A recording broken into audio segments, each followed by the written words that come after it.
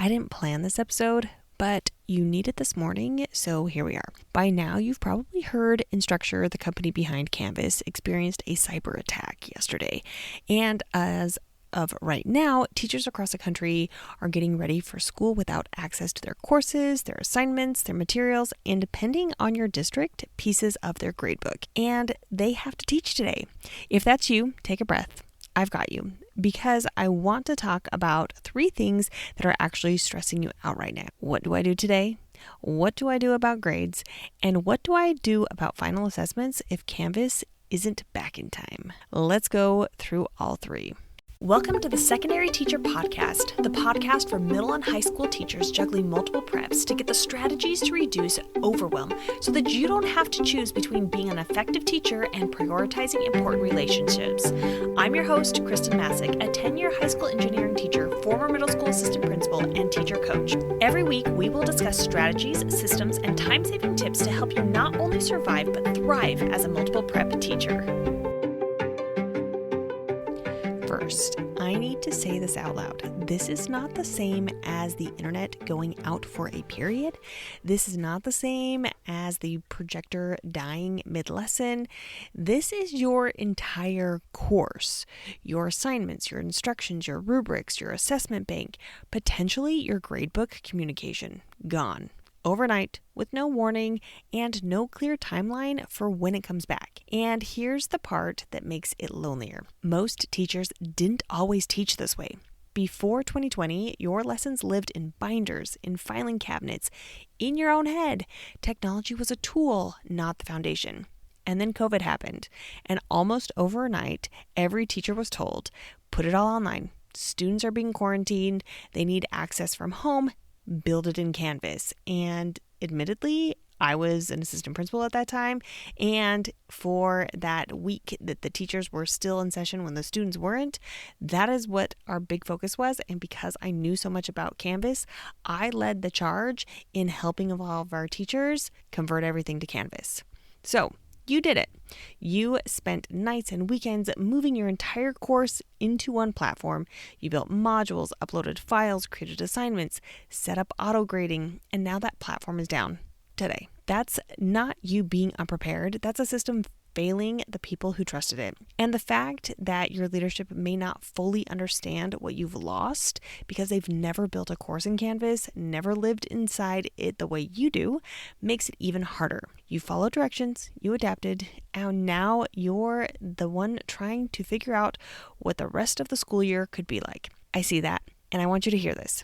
You are navigating something genuinely hard with very little support. Now let's make it a little bit more manageable. So I'm going to take you back to year 4 of teaching. I was running a fully computer-based classroom. That's all I had was my computer lab, robotics, engineering, CAD, architecture. Everything was on the computers, including at the time I was teaching a computer technology class all about like software, hardware, all of the stuff. And one day the power went out, not a flicker, out for hours. I remember sitting in that mostly dark room, just a security light in the corner with my students staring at me, waiting. And I had nothing, no backup plan, no analog activity, no if the computers go down folder. So I let them talk. And for a solid chunk of one of my class periods, my students debated which Lord of the Rings character had the truest Elvish accent. I wish I was kidding. Then later, I found out that other teachers had kept right on teaching games, review activities, discussions, and I felt like an unprepared rookie, even though I was 4 years in. Here's what I know now that I didn't know then. It wasn't that those teachers were more prepared than me. They just had a few simple moves that didn't require any technology at all. That's what I'm giving you today. Not a perfect plan, just a few simple moves. So let's start with the most immediate problem. What do you actually do today? Here's what I want you to stop trying to do right now. Recreate your Canvas content, rebuild your assignments, find workarounds for every single thing that lived in your LMS. You do not need to do that today. Here's what this morning actually needs to look like. If students are in the middle of a project, they can keep working. They just can't submit through Canvas, and they can't access instructions or rubrics that only lived there. So your first move tomorrow morning is simple. Pull up whatever you have saved locally or in Google Drive and share it directly. You could even pop it up on your screen or however you want to do that. Print it, put it in a shared Google Doc some way so that students can still reference it. If you don't have it saved anywhere outside of Canvas, be honest with your students. Tell them what happened. They already know something is going on. A teacher who says, here's the situation, here's what we're doing today, is infinitely more calming than one who's visibly panicking. And for the class period itself, keep it simple. Give students time to work on whatever they can work on without Canvas access. Pair that with a short reflection or discussion. If the energy in the room feels off, and it might, a structured game or team challenge stabilizes things fast. Something like Would You Rather. You are not trying to maximize productivity tomorrow. You are trying to keep the room steady, and that's enough. So let's move on to grades. Here's the good news. If your district's student information system syncs with Canvas nightly, your current grades are most likely intact. Anything that was already graded and synced should still be there. Here's the harder part. Anything that hasn't been graded yet is in limbo. Students can't submit through Canvas, and you need a temporary solution that doesn't create more chaos. The simplest options are Google Forms. You could set up quick form where students submit their work. They paste text, share a link, or upload a file. You can sort responses easily, and it creates a submission record. If your students are already using Google, they could just share their docs or whatever they're working on with you as an editor or a viewer. And then finally, you could have them do an email submission. So it's not elegant, but it works. Tell the students to email you their work by a specific time and date. Pick one of those and communicate it clearly to students during class. They want to know their work counts. Give them a path to show it. And for anything you were planning to grade through Canvas auto grading, we'll talk about that in the next section. Moving on to final assessments. This is the one that's probably stressing most teachers out right now, because if Canvas is down for a week or longer and you have a final assessment coming up that lived entirely inside your LMS, you're looking at rebuilding from scratch and manually grading things you expected the system to handle.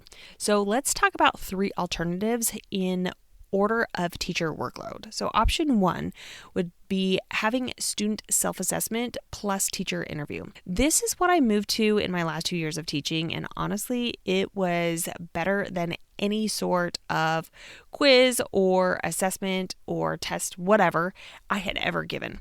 Here's how it works. Students assess themselves against the standards or learning objectives for the course. They come prepared to talk about their own progress, and you sit down with them, even for 5 to 7 minutes, and have a conversation. They can pre-submit what they feel like their grade should be that they've earned, and maybe even any evidence. And then when you do meet, you ask questions, they respond, you learn immediately what they know and what they don't, and where they may need to collect a little bit more data to support what grade they feel ultimately that they've earned in your class. This requires no building, no manual grading, no answer keys.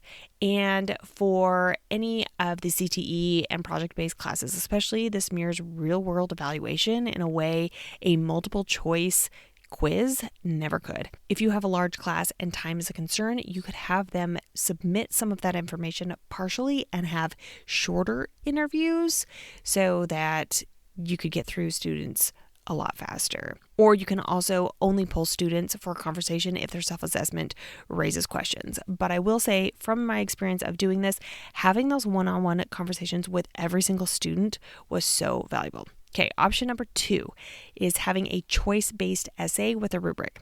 Students choose one question from a short list, 2 or 3 options, and respond in writing. You evaluate with a rubric. This requires more grading time on your end than a self-assessment interview, but it's familiar to students and easy to explain quickly, and a well-written rubric makes the grading faster than it sounds. You can simply Google and find different rubrics, especially that English language arts teachers use, or maybe even when you're doing the assessments, you're just honing in on one thing itself when you're reading those essays. The key is keeping the question list short and the rubric simple. And honestly, finding something that already exists online is going to save you a ton of time. Option 3, presentation or demonstration. Students show what they know. In a CTE or a hands-on class, this might be demonstrating a skill, walking through a process, or presenting a finished project. You assess in real time, no rebuilding required, and students who struggle with written assessments often shine here. Moving on, here's the question nobody can answer right now. How long will Canvas actually be down? They're saying a week, but it could come back sooner, it could stretch longer, it could, in worst case scenario, affect the rest of the school year entirely. So here's how to think about it in tiers. If it's back by mid next week, stay the course, use Google Forms or that email submission. In the meantime, hold off on rebuilding anything. If it's out for a week or more, start making assessment decisions now. Don't wait until the last minute to tell students and parents that the format is changing. The earlier you communicate, the less chaos you manage later. And if the timeline stays unknown, make decisions as if Canvas is not coming back for the rest of the school year. That's not pessimism. That's protecting yourself from scrambling at the last minute when you're already exhausted. So here's what I want you to remember when you walk in today. The teachers who handle this well won't be the ones with the best backup plan. They'll be the ones who give themselves permission to simplify. You built something real inside that platform. You did that because you were asked to, because your students needed it, because you were trying to be a great teacher. That work wasn't wasted just because a platform went down. And today, you don't have to carry all of it. Show up, be honest with your students, pick one simple thing to do with the class period. That's enough. And this is also a great time that if you are teaching multiple preps to really simplify and just repeat what you are doing from one period to another with simple tweaks if your content changes drastically. If you want ready to use strategies you can pull up on your phone or even on your computer with no LMS required, grab my free Simple Teaching Strategies Toolkit. It has 20 low prep strategies with instructions, objectives, and material lists. The link is in the show notes. If this episode helped you, send it to a colleague who needs it. Forward it, share it, tag me on Instagram at Khristen Massic, KHRSTEN MASSIC. You are more prepared than you think, and today you've got this.